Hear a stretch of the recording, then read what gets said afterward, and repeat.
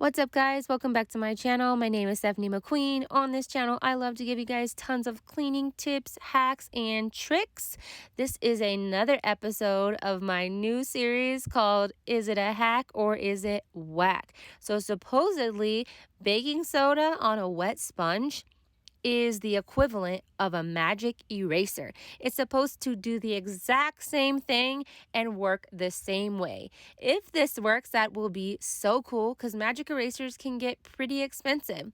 So what you're supposed to do is take a little bit of baking soda, dip a wet sponge in it, and then just rub it on the area that's dirty, basically like you would do with a magic eraser. Now, this spot on my wall is like a combination of a scratch and some gunk. I honestly don't even know what it is, but I'm rubbing it on it and I'm going to find out if it actually takes it off. So as you can see, it actually is taking it off. It's taking a little bit more maybe arm power, I would say, to get it off.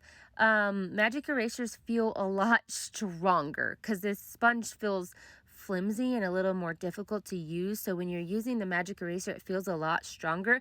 But I must say that it is taking the gunk off because, like I said, this is a combination of a scratch. The paint has come off the wall plus some gunk. And it did do a pretty good job. So I'm going to move on to some other areas in my apartment and other walls that have some spots and see if this really does work or not. I'm trying it over here by my door. This area is pretty filthy. And once again, it is cleaning it off. There are some of the more stuck on stuff isn't coming off as easy. But again, the paint is also chipped over here, so it's kind of hard to see the difference on the camera from the spots and where the paint is chipped. But I would say that this actually is working, and it is taking a lot of the gunk and dirt off the wall. This method would definitely work if you don't have a magic eraser around, and most people do have baking soda and a sponge in their house, so this would be a lot easier than running out and grabbing a bunch of magic erasers. But there is just something about the magic eraser that I like. Like I said, it feels a lot stronger. Like it feels like I'm doing a better job at cleaning it. I don't really know how to explain it, but I would say that it does do pretty equally as good as the magic eraser. So I'm just taking the magic eraser and kind of going back in over spots that I was cleaning to see if it takes off any more stuff. So the final area that I'm going to test is this pink mark right here. I honestly don't know what it is.